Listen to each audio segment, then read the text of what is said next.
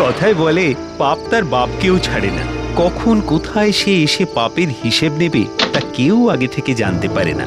কিন্তু রবিন আর জয় কবে যে শাস্তি পাবে সে কথা জানতো না কেউই।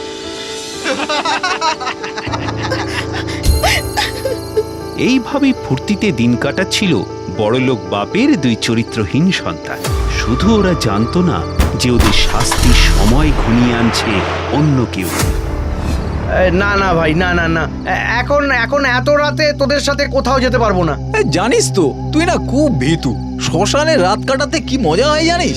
সুরজিৎ, আরে এই বয়সে আনন্দ না করলে কবে করবো বলতো? আরে আনন্দ করবার জন্য আরো অনেক কিছু আছে জীবনে।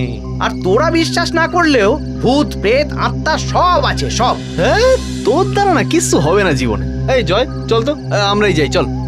সুরজিৎকে বোঝাতে না পেরে দুজনেই ওরা বেরিয়ে গেল শ্মশানের দিকে।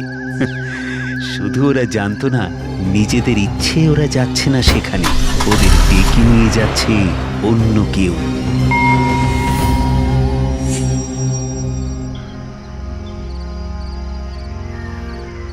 সুরজিৎটা না প্রচন্ড ভীতু, জানিস তো? হ্যাঁ ঠিক বলেছিস ভাই, এই তো সময় আনন্দ করার। রে, এই তো জ্যাকপট ভাই। চল একটু সহানুভূতি দেখিয়ে আসি।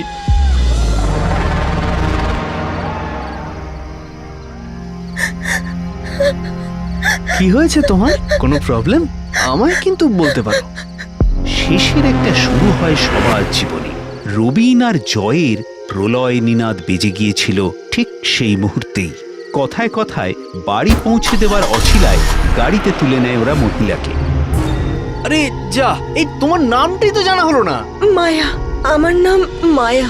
মায়া, বাহ, খুব সুন্দর নাম। শোনো মায়া, কখনো নিজেকে একা ভাববে না। হ্যাঁ, আমরা সব সময় আছি তোমার সাথে। পেছনে তাকাতেই চমকে যায় জয়। কোথায় মায়া? ও কি ভুল দেখলো? কিন্তু এ কিভাবে সম্ভব? নিজেকে যথাসম্ভব সামলে রবিনকে জিজ্ঞাসা করে, মায়া কোথায় গেল? কোথায় গেল মানে? নেশা করে তোর মাথা ব্যথা গেছে নাকি? এই তো পেছনে বসে আছে। পিছনে মায়াকে দেখে অবাক হয়ে যায় জয়। তাহলে কি সত্যি নেশার ঘোরে? বাকি রাস্তাটা চুপচাপ কাটিয়ে দিল জয়।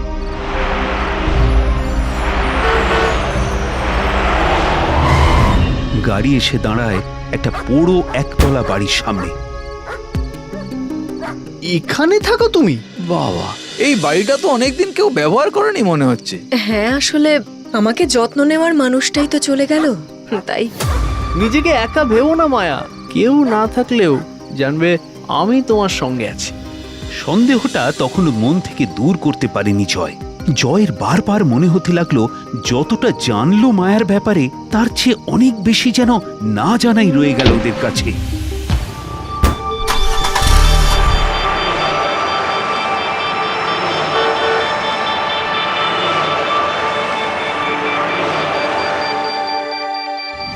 ভাই, আমার কিন্তু ব্যাপারটা মোটেও ভালো লাগছে না। এই এক কথা বারবার বলিস না তো।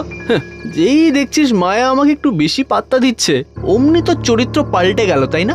আরে ভাই, তুই তো তখন থেকে। কলিং বেলের আওয়াজ শুনে চমকে যায় তিনজন। এই সময় তো কারোর আসার কথা না।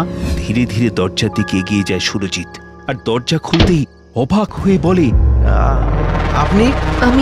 আমি মায়া। চমকে তাকায় জয় দরজার দিকে। এই সময় এখানে সে এলো কি করে? চিনলই বা কি করে? এই তুমি চিনলে কি করে আমাদের ফ্ল্যাট? হ্যাঁ, বারে তখনই তো রবিন বলল। না, রবিন তো তোমাকে বলেনি আমাদের ফ্ল্যাটের ঠিকানা। আমার পারমিশন ছাড়া তো। এই তোরা দাঁড়া তো, মেয়েটা প্রথমবার এলো ফ্ল্যাটে আর বসতে না দিয়ে তোরা প্রশ্নের পর প্রশ্ন করে যাচ্ছিস। এসো মায়া, ভেতরে এসো। মায়াকে নিয়ে ভেতরে ঢোকে রবিন, কিন্তু জয়ের মন থেকে সন্দেহ দূর হয় না। রবিনকে বোঝানোর চেষ্টা করলো জয়। না না, এ ভাই, আমি বলছি এ সম্ভব না। তুই আমার কথা বিশ্বাস কর। এ ভাই, তোর না নেশা হয়ে গেছে। তোর যখন মনে হচ্ছে ভূত, তখন তুই ভূতই ভাব। আমি একাই ওর জন্য 100। তুই যা মাংসটা রান্না কর গিয়ে, যা।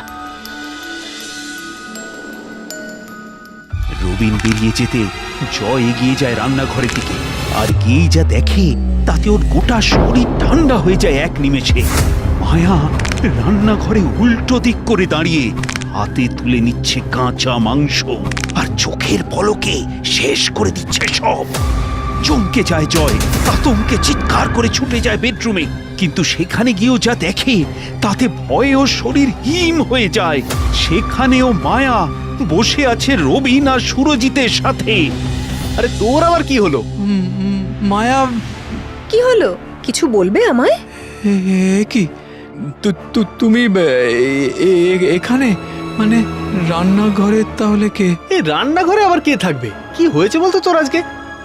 নিজের ভুল মনে করে লজ্জিত হলো জয়।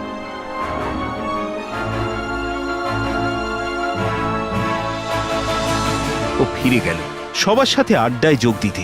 শুধু যেটাও দেখতে পেল না সেটা হলো রান্নাঘরের মেঝেতে তখনও পড়ে আছে অনেকগুলো হাড়। খুব ভালো লাগলো তোমাদের সাথে কথা বলে। তাহলে আজ আমি আসি। আরে দাঁড়াও, একা যাবে নাকি এত রাত্রে? আমি পৌঁছে দিয়ে আসছি তোমায়। রবিন, একবার এই ঘরে আয়। এ কি হয়েছে বলতো তোর? এই এরকম অদ্ভুত বিহেভ করছিস কেন? না ভাই, আমার কিন্তু কিছু ঠিক লাগছে না। তুই ওকে একাই যেতে দে আজ। আরে পাগল হয়েছিস নাকি তুই? এরকম চান্স মিস করা যায়? এই শোন, আমি এখন যাচ্ছি, ভাগ। মায়াকে নিয়ে বেরিয়ে যায় রবিন।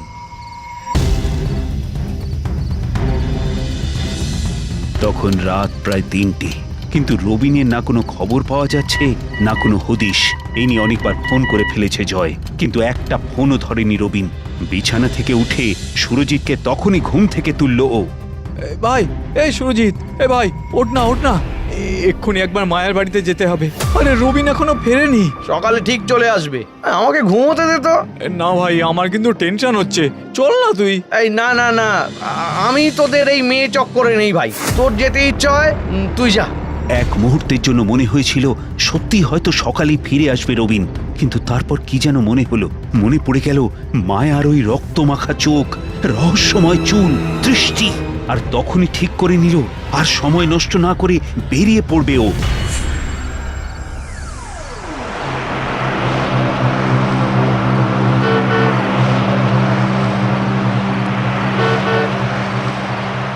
মায়ার বাড়ির সামনে যখন এসে দাঁড়ালো জয়, তখন রাত 3:30। কথায় বলে এই সময় নাকি অশরীরী আত্মারা একে একে জেগে ওঠে। কিন্তু মনের ভয়টা দূরে সরিয়ে দরজায় ধাক্কা দিল। রবিন, রবিন, দরজা খোল, আমি জয়। রবিন, রবিন। টানা 5 মিনিট ধরে দরজা ধাক্কা দিয়েই চলল জয়।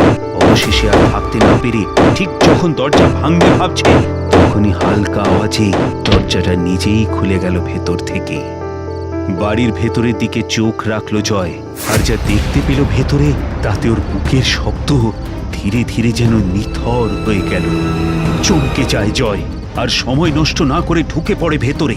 আরো ঢুকতেই আবার নিজেই বন্ধ হয়ে গেল দরজাটা। তুমি তুমি কে? আমি মায়া, আমি মায়া।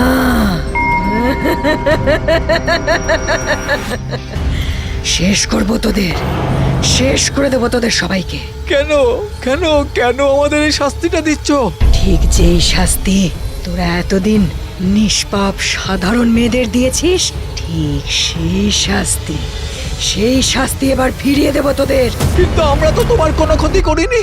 তোরা করিসনি, কিন্তু তোদের মতোই একজন আমায় বিয়ে করে আমার সম্মান নষ্ট করে ঠিক এই ঘরেই ফ্যান থেকে ঝুলিয়ে দিয়ে চলে গিয়েছিল।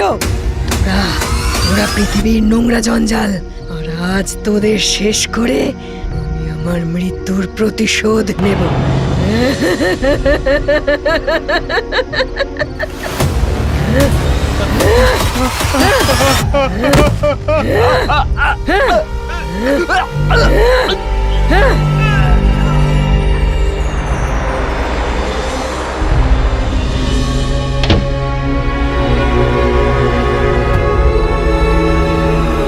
তবে ভাববেন না, মায়ার আত্মা মুক্তি পেয়েছে সেদিন।